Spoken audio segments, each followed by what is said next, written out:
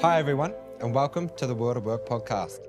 This podcast is a topic spotlight series and brought to you by Autism Valued Incorporated, previously known as Asperger's Victoria, and in relation to our World of Work initiatives. My name is Jacob Allen, and I lead all things employment related for the AV community, and I do this work with lived experience as my backbone.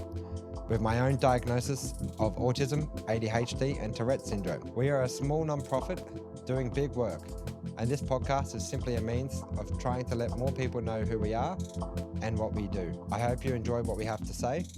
Let's get into it. Welcome, Sandra, and thank you for joining me today. Before we get into our conversation, could you just let the community know a little bit more about yourself and the work you do? Thanks for having me on your show. My name is Sandra Thom-Jones. I'm an autistic author, researcher, and advocate. I worked for many years in the university sector as a university leader and a researcher. My focus is really around the experience of autistic adults. And I guess my interests have kind of followed my own journey. As I've got older, I've become more and more interested in our experiences in the world and in the community as we age. I have written a number of books about the experiences of autistic people. So my first book, Growing into Autism, was about the experiences of being a late diagnosed autistic adult and what being autistic is like for us as adults, and what's that actually like as a lived experience, not just a diagnostic condition, or what's it in the manual, but what's it actually like to be an autistic person, and to try and explain that for non-autistic people. And then I did a real deep dive into the experiences of autistic people working in academia, which I've very creatively named Autistics in Academia.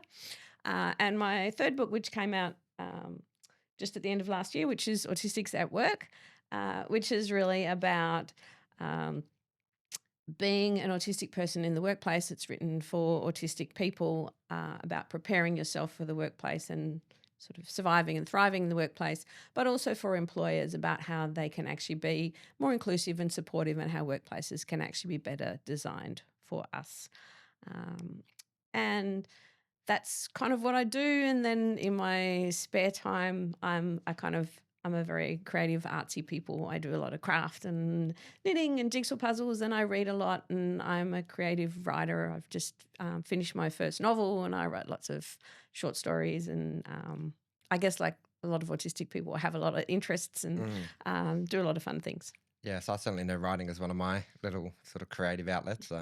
But yeah, I feel like just the way you present yourself, you can tell you're very creative and um, yeah, artsy. I love it. Um, Great. So, just for the listeners, I just wanted to let them know how I've sort of positioned this conversation. And um, so, for those of you listening, what we're going to do is I don't want this conversation just to be about me. I like it to be about the guests and sharing their experiences and what they feel is important to the topic.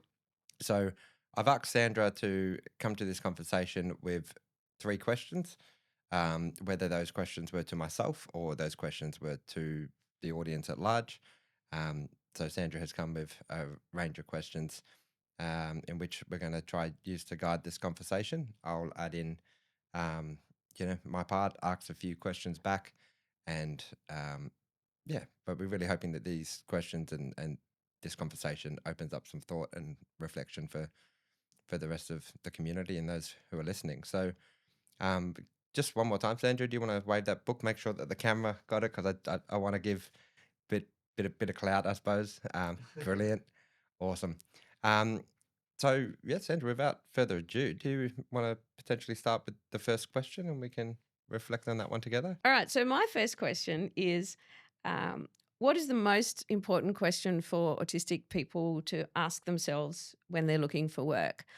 Uh, and I, th- for me, I think we often ask the wrong question, because uh, we often approach this from the perspective of, am I the right person for this job? And I know that we're going to get into that in depth when we get to your questions, and we're going to touch on some really important things there. Um, but that's part of the picture. The other part of the picture that we often don't think about is, actually, is this job right for me?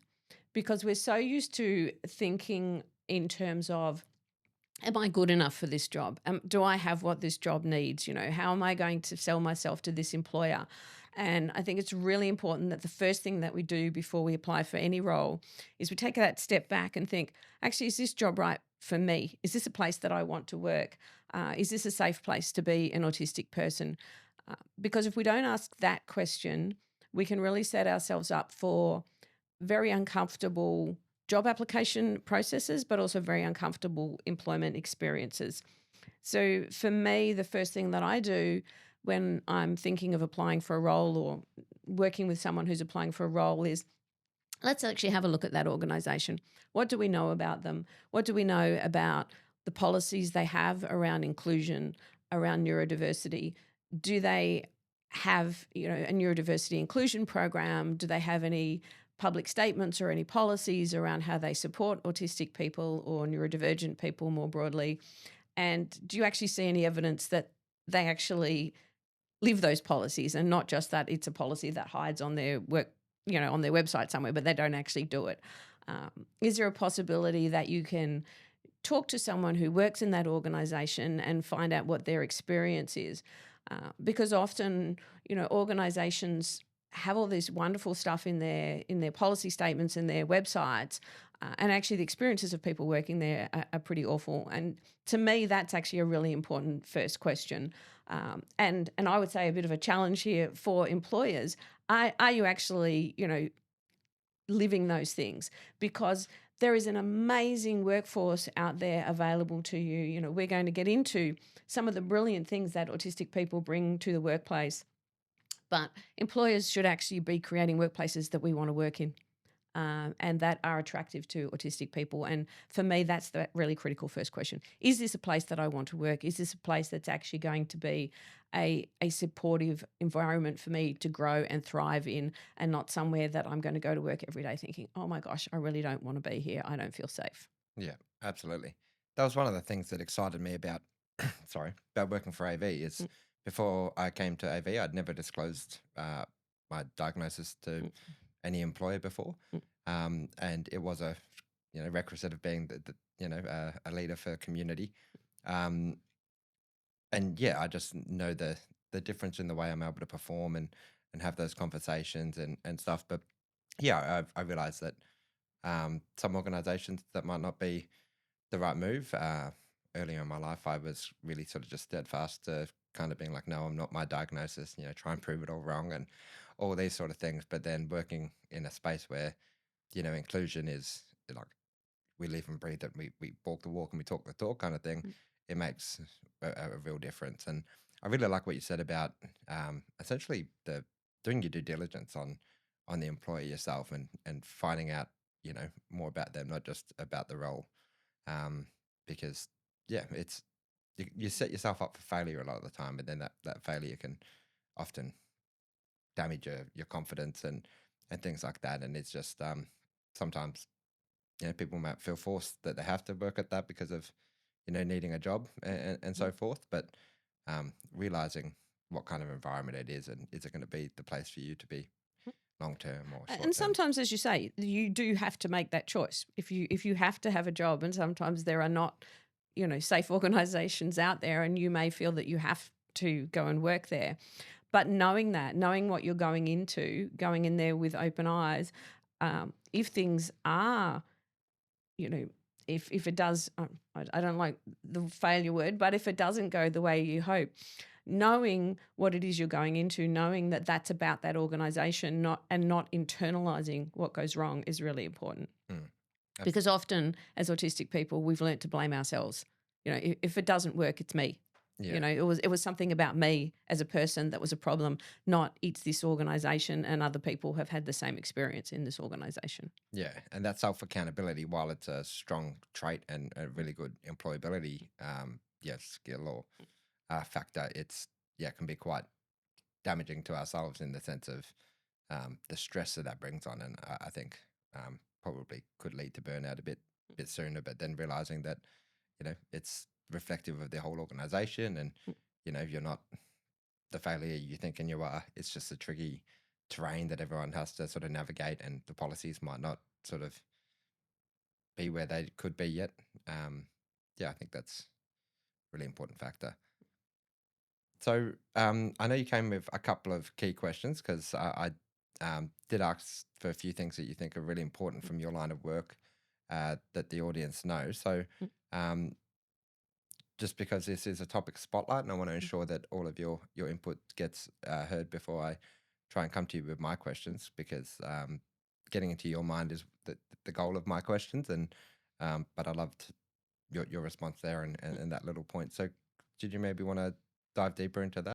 So the second sort of reflection topic that I had, which you kind of hinted at there, was around disclosure. Because one of the really common questions that I get from the people that I mentor is, should I disclose? And when should I disclose? Should I disclose in my application? Should I disclose in my job interview? Um, and I would love to be able to say, absolutely, universally, always disclose, Mm, and we're just not there. Uh, we don't, unfortunately, live in a world where that's universally the right answer. The answer is always possibly in certain situations.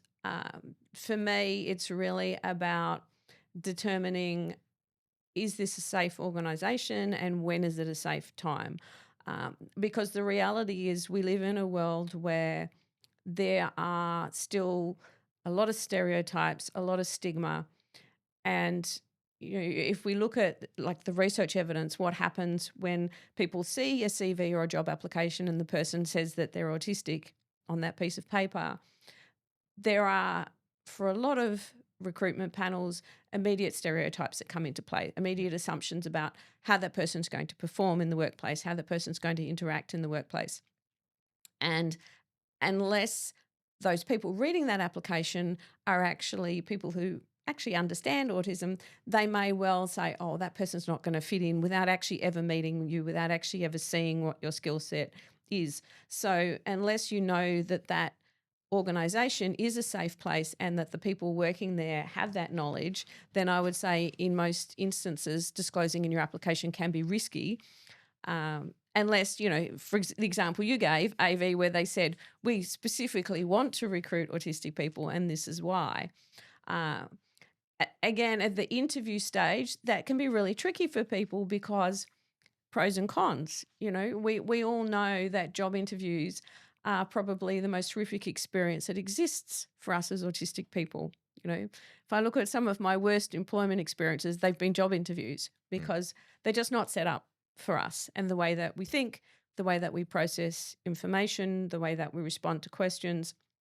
And so there's this thought process that you go through. Well, if I tell them what I'm autistic and therefore I might need a little bit longer to process a question, um, I may not respond in the way that you expect me to. I may not make eye contact. I might need to move around a little bit. All of those things that go with the way that I communicate, the way that I move.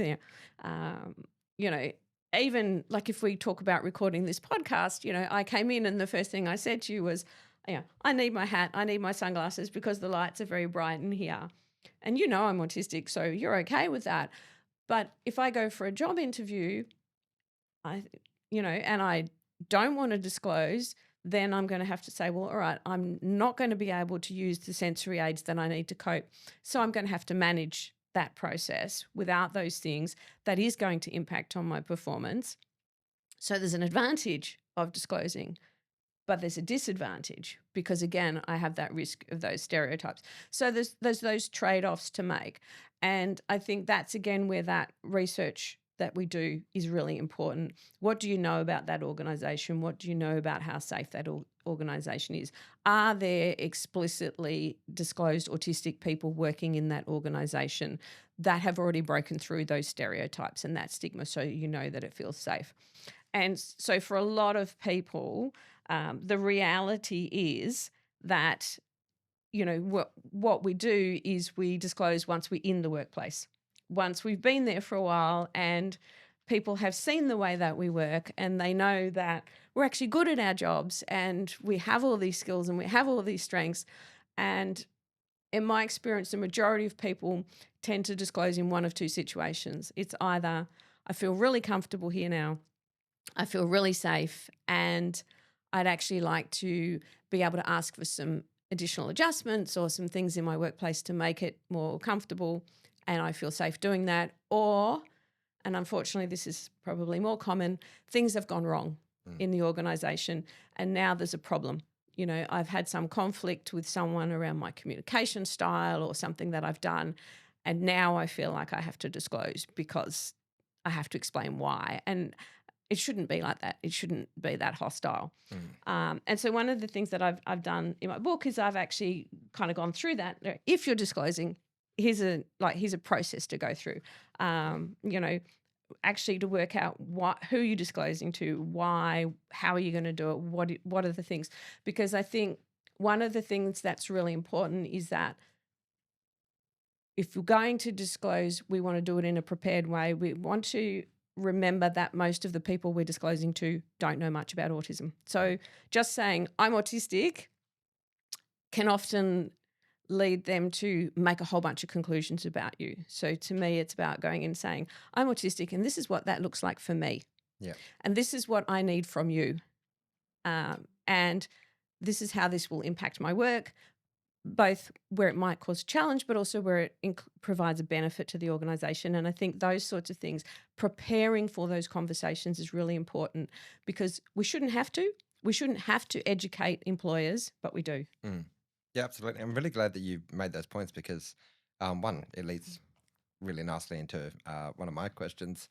But I think we have a really aligned perspective on that whole disclosure topic, and I myself have tried to coin what I've called a strengths-based disclosure document. How do I, pitch my skills in a way that's speaks to me in you know it, positively rather than leading to all those stereotypes that people often know. And a lot of our characteristics could be somewhat stereotyped, but there's so much more that I believe we bring to work that the stereotypes don't see. So, with that, the first question that I had to you was, what strengths do autistic professionals almost universally bring to work that the standard hiring process almost universally fails to spot? I like that question, and I like the way that you've worded it because I think there's a nuance there that's really important. I always worry about words like universal because, we've all heard Stephen Shaw's brilliant quote, if you've met one autistic person, you've met one autistic person. Mm. And it's very hard to say that autistic people have a universal strength or a universal challenge because we are all very, very different. Uh, I think there are some characteristics that are more common in autistic people than they are in non-autistic people. I want to go on a slight deviation and then I'm going to come back. Yeah, please do. Often when people think about what are the strengths of autistic people, they answer that question in the context of specific career choices or specific skills. And I am a great fan of a lot of the initiatives that are going on around, there's this particular job creation program for autistic people, and great, keep doing them. They're marvelous. But often they're very limited and they're based on this, again, I would say stereotype that all autistic people are good at IT or Mm. all autistic people are good at pattern recognition. And whilst a lot of us might be, a lot of us have very different skills and strengths to that. Mm. And I think there's a risk there that what happens is we build this perception that all autistic people are going to be good at these things. So we have these job creation programs in IT and we have these job creation programs in cybersecurity, and they're fantastic. But then if you're an autistic person whose strengths are outside of those areas, there isn't a job creation program for you. Mm. But also it risks creating this sense that I'm an autistic person, so I'm supposed to be good at those things, and I'm not good at those things. So, I've not only failed at being a neurotypical person, I've failed at being an Mm. autistic person. And I think when we talk about, and you didn't talk about skills, you talked about strengths, and I am going to come back to strengths. When we talk about the skills of autistic people, I think it's really important to open our eyes really wide and say, we actually have skills in so many different areas. So We have these misperceptions that, autistic people are not creative. They're good at numbers, they're good. And you look at how many brilliant autistic artists, poets, novelists, musicians, and I'm not talking someone says Beethoven might have been autistic.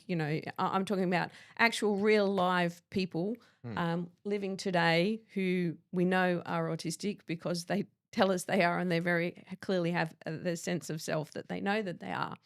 And when I was writing my books, one of the things that I did was I put a shout on LinkedIn. Hey, anybody who's out there who's autistic in any kind of different career, and would like to be included, let me know. And I have this fantastic list of people in a whole range of different careers. And I really hope if employers do nothing else with my book, read that list, because I would love them to see the diversity of skills and expertise we have. So that's skills, which I think is different to strengths. In terms of strengths, as I said, we're all different.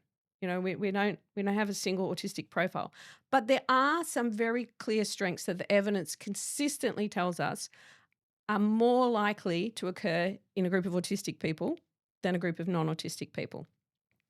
So some of the cognitive strengths that are more common in autistic people, um, focus, depth of knowledge, intelligence. We tend to, as a cohort, be very good at really focusing on a topic of interest and building a real depth of knowledge on an area. If we're interested in something, we want to know everything about it, and we collect that knowledge and we retain it. Autistic people as a cohort, and again, I'm really sticking with, I want to be really clear, I'm talking generalizations here, tend to be very good at logical and analytical thinking, not just in the maths, but in any area of endeavour. We tend to be very creative thinkers, and that's not the stereotype that people have, but we do tend to be very good at that out of the box creative thinking, fresh perspectives, and being able to really come up with novel solutions to things where non-autistic people will really sort of struggle. This is the way we do it. We're the ones who come along and say, oh, actually, have you thought about doing it completely differently? We're very clear communicators. People often position that as a challenge, because they use words like blunt. But I actually think clear communication is, and in a workplace, that can be a critical skill to actually be able to cut through all that fluff and actually clearly, explicitly communicate things. We tend to be very committed to rules and routines. They have to make sense. Like, I don't know, me personally, and a lot of autistic people I know, not great at being committed to rules and routines that don't make sense. If they're stupid, we want to fix them. Mm. But rules and routines that make sense, we follow them. So those are like cognitive skills. But we also, as a cohort, tend to have some really important personal qualities that I think get really overlooked by employers because they are really critical to effective workplaces. Honesty and integrity. There is lots and lots of evidence that autistic people in general, compared to non-autistic people, have really high levels of integrity and honesty. We have very strong and consistent moral values. We are the people in organisations that make sure that the values of the organisation are upheld, that the organisation doesn't do things that are actually going to get it into trouble or that are going to contravene community standards. We're agenda neutral. We don't play politics. We don't backstab. We don't gossip. We don't do horrible things to other people in the organisation, which we've all experienced. A lot of our non-autistic colleagues do. We're very accepting of other people. We often have a strong commitment to social justice. If you look at some of the, really successful social justice organisations that have really changed the world, you'll see lots of autistic and other neurodivergent people leading those organisations. We're kind, we're compassionate, we have massive empathy. And again, that's a stereotype about autistic people that has been blown out of the water. Autistic people have really high levels of empathy. We might not show it in the same way, but we are very empathetic. And we persevere. When we have a task to do, we do it and we keep going until we've got it done and we've done it the right way. So that's like a huge range of strengths that as a group of people we bring to an organization that are often not seen, particularly those softer skills. I like what you said there about some of the more stereotyped traits like the pattern recognition and stuff because even creativity. So I know for me, those are two things that I have, but I won't. I often say I'm not a creative person. I Mm, often make the joke that I wish I was more artistic and less autistic. mm, But I know that my creativity comes out in writing rather than, say, drawing and things like that. It comes out in the way that I build programs, the way that I think about the social problems and the initiatives that I'm working on. And yeah, it's sometimes that creativity, that wild sort of thinking and out of the box thinking, and that doesn't make sense to many people unless you have that level of pattern recognition that many of us have. Um, but I know for myself, one of the biggest struggles I have with all that is being having so much knowledge on the subject. I struggle to simplify that out to people, especially people who aren't on the spectrum. Those who are, allow me that little bit more space and we can kind of just tackle it really authentically. But when it comes to, you know, what is your, what is this, what is that? Like, um, I find that many of our ideas and our thoughts and our feelings, there's layers to them. So you kind of got to peel back the layers and get down to that. But quite often, unless you're in a environment and around people who allow you to do that, it's really tricky. So quite often, some of the areas that we're failing in our CV are simply because we're not really focused on trying to market ourselves. So like myself, I know it's important trying to market yourself. I mean, heck, that's why I'm doing this for the organization, so people can know more about what we do and how we do it, and that we exist in general. Um, but at the same time, it's not my core focus. I'm really just locked into the problem and the social justice behind it all. And yeah, um, how do you go about doing that? So I really liked your perspective on that take. Following on from that, could I maybe ask uh, one more of my questions, which is, in that case, what needs to change in hiring, in workplaces, and in the way that we talk about capability for autistic strengths to be seen as an asset from day one? Oh, so many things. This is going to be a long answer, and I'm going to That's break it cool. into. I have three parts, so I'm going to do one part at a time, and we'll probably bounce back and forth. So, um, my first part. Currently, the hiring system, but not just the hiring system, the whole system, the promotion system, the recognition system, the way that employment works has this really strong focus on people skills rather than job skills. Mm, So if we talk about the way that we bring people into employment in the first place, we interview people, which really it's like an acting gig, right? It's not about how good you are at doing the job. It's about how well you can sit there and smile and look friendly and answer questions like that, um, and which has got nothing to do with your ability to actually do the job. And then once you're in the role, your success in the role, your ability to be promoted, is very much influenced by things like how good you are at small talk at the you know in the lunchroom, whether you socialize nicely with your colleagues after work. So there's a lot of that stuff that's around those soft people skills rather than your ability to do the job. And I know a lot of autistic people who are brilliant at their jobs but struggle with some of those softer people skills and then get poor evaluations, uh, which has got nothing to do with their actual capacity in the workplace. There's also this really strong focus on the doing things the way that everybody else does them. This is the process that we follow to achieve this outcome. And if an autistic person achieves the same outcome or even a better outcome, but they don't do it that way, following that process, that's seen as problematic. You're being difficult. You're not doing it the right way. And we have these very rigid job descriptions. So, you get a job description and it says your job requires you to do these things. And it might be that 75% of these things I'm very good at as an autistic person, and 25% of these things I'm going to really struggle with. And so this is kind of my first thing that I really think organizations need to do. Really think creatively about some of that stuff. So, I worked in a very senior role in the university sector. I had a fantastic manager who said, okay, I understand that some of those things you actually find challenging.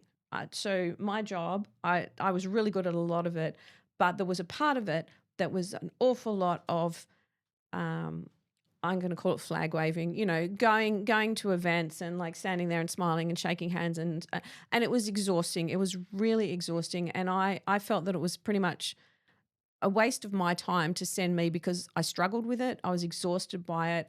And, I would go to one of these networking things and I would have to get my husband to spend, 2 hours beforehand, like giving me scripts. This is what we're going to say. You should say to these people, and this is what you should not say to them, because it's not something that comes naturally to me. Whereas ask me to write a report, ask me to, write a policy, do something, I can do that. And I could do that better than anyone else, and I could do it quicker than anyone else. So to be able to work with my supervisor and say, well, actually, someone else could do some of those events, right? It's not the end of the world to have someone else deputize and attend some of those, and then I can focus. That actually enabled me to be hugely successful in my job. Mm. It didn't harm the organization in any way. It also meant that other people who love that stuff could hand over some of the stuff they struggled with, right? So for me, that's that first thing, right? To be able to say, how can we actually, rather than trying to change this autistic person to fit this job, how can we change this job to fit this autistic person? And it's not hard for organizations to do. And often it actually makes the job and the whole process work better for everyone else as Mm. well. We don't all have to fit into this little shape. Yeah. For me, that's the first thing. I don't know if you want to comment on that before I go on to my second thing. Yeah. So, one thing I'm reflecting on is I've said in sort of different settings around that whole approach with the job roles, um, which is where I've often said that we need to task base our work. And what I mean by that is if you look at the freelance community, there's a lot of us on the spectrum, a lot of neurodiverse people at large who are in that freelance community. And I think that's probably a really good way to sort of start is, just finding that person who's, really good at that one task and letting them lock in on that if that's their passion and that's their interest. Um, and another thing you highlighted is that sort of 70-30 approach. Well, um, I take on that same approach at AV. So I started in my role with just having me doing all the work, but then over time, it showed in my work and it showed just sort of in my stress levels that I'm far more. It's far more effective for me to be working on the larger, innovative, program designs and the future um, sort of initiatives that we're working on, rather than being stuck down in spreadsheets and Hmm. just emailing back correspondences and things like that. So um, after a little while, once I delivered and we got refunded for another year and so forth, that allowed me to bring on our programs coordinator, Zara, who supports me doing exactly that. And they're quite open about the fact that they like to be that quiet sort of person and just um, stick to the work in the background. And where, I suppose a little bit differently to yourself, that whole networking part, I guess, unlike many autistic people, I'm pretty good at that, Mm. but that's just by the necessity of I've had to learn to do that as an entrepreneur. And yeah, it's still very taxing for me. And with my Tourette's, alongside being on the spectrum, I overthink everything. How am I looking? My twitching, is it showing? All these things are quite often, people aren't thinking about or aren't even really noticing. But yeah, it's another sort of added layer that quite often many people might not even have to factor in. So yeah, I think task chunking roles and another avenue that I think it's quite a good example of that. I believe they're called hackathons, where they kind of get people to do a task, and the person to complete that task first or best gets the job. Things like that might be good. Like give someone say if it's a creative design task, give them the prompts, give them the outlay of what you want. Whoever comes back with something that reflects, you and your organization and what you're looking for, then give that person the job, rather than trying to sit there and listen to them tell you about how they can do the job. Yeah, Um, absolutely. I think that's how recruitment processes should work, rather than seeing how well we can act, see how well we can do the job. yeah, You know. because if I didn't have anything, through merit that I can, so don't think I've ever been the best at pitching my idea. It's quite like I've had actual other people write up, bios about myself, and it's really nice to hear someone else sort of speak to me and the work I do, and that. So yeah, sometimes it's just it's good to get that outside kind of perspective, and I guess for those who are listeners, um, that might be a useful tool for you to do is just find out what those close to you sort of think about you, how they'd explain your work, and um, if you're struggling to market yourself, ask how other people would market you instead. That's we're kind of jumping backwards and forwards between topics, but I'm sure that's okay, because you initially asked me that in your initial questions you sent me. One of your questions was, how do you put your strengths into words? Mm, So I'm gonna park this conversation about what needs to be changed and just briefly go back yeah, to sure. how do you put your strengths into words? Because I totally agree with you. It's something we all struggle with, and I've never been able to do it. When I wrote my first book, I found all the other chapters really easy to write. So I wrote, because as I said, it was kind of an explainer of what it's like to be autistic. And I wrote chapters about interoception and proprioception and sensory challenges and communication, all of those. And, I wrote the science, and then I wrote my personal reflections. And then I wrote the chapter on strengths. And I got stuck because I couldn't write any personal reflections. I was like, what strengths do I have? I don't know if I've got any. I can't write about my strengths. Oh, that would just seem so eager. I can't do that. Mm, So that chapter in my book is completely different. It looks like a list of things off the website. And I had a number of people write to me when the book came out and said, "Why did you do that? That chapter just really jars. It's like nothing like the rest of the book." So for people who said that and didn't like that chapter, I'm sorry. And when I did the second edition of the book, I completely rewrote it. It's very different. It sits with the rest of the book now. Um, so what I did with this book is I actually surveyed all of my colleagues, and I asked them, not what am I, but I asked them like what it was like to work with me. I did it anonymously. They didn't send it back to me. They sent it back to someone else who anonymized it. And I was actually really surprised because I thought they were all going to say all the horrible things, like she was an awful boss. She was really difficult to work with.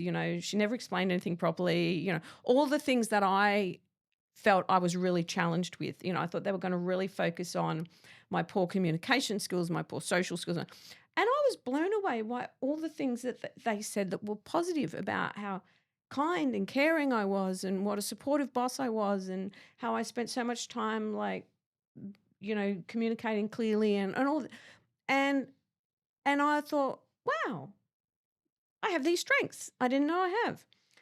And so now the advice that I always give to people is when you're writing a job application, when you're going for a job interview, when you're trying to get a sense of what your strengths are, don't try and work them out for yourself because you won't know what they are and you will underestimate them. I always say to all of my mentees, ask all of your friends, family, co-workers, anyone that you've got who knows you well, what do you think my 3 or 4 key strengths are? And just ask them to write it down, give it to you. They can give it to you anonymously, however. And then what I suggest you do, a lot of those strengths will come back and they will be like strengths in a way that you kind of think, well, that's got nothing to do with work. But then, like, I have this little mapping chart. So this is my strength that people told me I have. This is how I could apply that in the workplace. And this is the specific activity that it applies to. And I found that works 99% of the time because people will say, well, actually, you're really good at providing, really clear instructions when you tell me how to do something, or you're really thoughtful and you listen to people. You know what I mean? And you find that you've got all these strengths you don't know you have because other people see them. mm, And I think we really need to do that when we're writing a job application, but maybe even just sometimes just do it mm. because as autistic people, we are so self-critical and so unaware that we actually have these strengths that sometimes we really, really need to do that. And the same thing has happened, I'm doing some research at the moment into parenting. And one of the questions that we've asked all the people in our interviews, what are your challenges as a parent? and what are your strengths as a parent? And I won't digress with all the things they told me, but one of the things that really startled me is the number of times when we said to people, what is your strength as a parent? And the first response is, no one's ever asked me that. And I think, isn't that sad? That so many people have asked them what is their challenges and no one's ever asked them what their strengths are. So I think we Mm, need to do that more often as autistic people. Ask yourself, what am I good at? But ask everyone else, and you'll be really surprised how many things you're good at that you just hadn't thought of, and keep a list. So, sorry, that was a total digression, but I think it was important because you do need to own your strengths. mm. The two of us, we're bad at it, right? It's taken us, probably preparing for this podcast and writing books and doing other things to really think about it. So I encourage every autistic person who listens to this podcast, go away and catalog your strengths because you've got lots of them.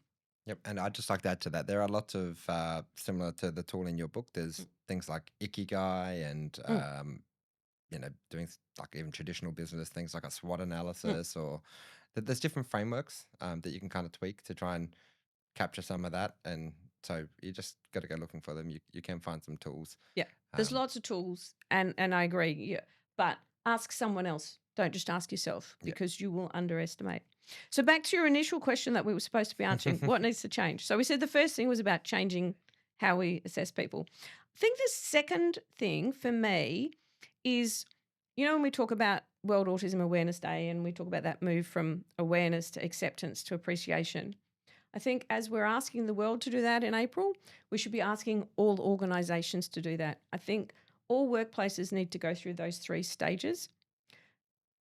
We need awareness in workplaces. Like everyone says, oh, we all know what autism is, but I actually don't think they do. And I particularly don't think that a lot of workplaces do. Workplaces need to first learn about autism from autistic people, not from books, not from non autistic people who come in and do workshops, but actually from autistic people. What's it like to be an autistic person and specifically to be an autistic person in a workplace? I think that's the first stage, that actually truly understanding that awareness is first. The second stage is acceptance. Workplaces, and I don't just mean employers, I mean colleagues as well, need to actually accept autistic people as they are and make the workplace more inclusive. So, you know, it's all very well to say, oh, yes, of course we employ autistic people. We love autistic people. But you actually have to make us feel welcome. And so many of the autistic people that I work with say, oh, yes, they let me have the job, but they don't like me to wear my headphones because they say it makes me look unfriendly, and they don't like me to wear my sunglasses, and I have to go to the after work functions because if I don't go, they think that I'm rude. Acceptance means accepting us as we are and making us feel that it's okay to be how we are, and not giving us negative feedback when we do a presentation because we didn't make eye contact or we didn't stand still. Not telling us that we're rude because we forgot to ask you how we were at the end of a really important work email. So actually accepting the ways that we work, the ways that we communicate, the way that we exist in the world, and making us feel okay to be ourselves. And the third part is that appreciation. So actually recognizing and valuing the strengths that we bring. So accept our challenges and accommodate them, but then appreciate and value our unique strengths and actually see how you can incorporate those in the workplace and incorporate those in our job roles. And I think workplaces need to go through all of those stages, uh, not just pick one and say we've done that. They need to work through all three of those for autistic people to really feel valued, because if we can't actually be us in the workplace, then it doesn't matter how much you value our strengths. And this is something that I've certainly experienced. And it was really, to be honest, what contributed to me leaving the university sector. I got to a point where I had an employment situation where they certainly appreciated my strengths. They, it's so good having this autistic person in a senior leadership position, brings all this creativity and novel thinking and all that. So there was very much the appreciation, but somewhere along the way we lost the acceptance because it was, oh yes, but we just need you to go to this meeting and please don't wear your hat because we just don't want you to do that, and we need you to go on 47 flights this week because it's really important. Do you know what I mean? So we appreciate everything you bring, but we don't want to accept that we need to make any accommodations. So I think you need to have all of those three parts for it to be sustainable for us. Yes, absolutely. And I think that's a great position for us to end on. And one of the things I think you highlighted there is when workplaces are wanting to learn about autism, um, doing so with organizations that value autism, like Autism Valued, who can, proudly speak to their strengths and what makes us different. And rather than just coming from a, sort of learned diagnostic element, because you'll get different insights from engagements um, with organizations like ours that are led and love and really advocate for autism in the workforce. So um, thank you for joining us today, Sandra. It's been lovely to talk to you, and everyone at home, please do check out Sandra's book. And yeah, until next time. Thank you. I hope you enjoyed this episode. These topic spotlights only open the conversation, while our Career Network group and aligned topic touchstone meetings aim to reinforce and reflect on the themes. As our community's voice, I'm greatly aware that my voice, while relatable, must remain fueled by those I serve. That's what the World of Work ecosystem aims to do. Simply click the links to find out more. Thanks for listening.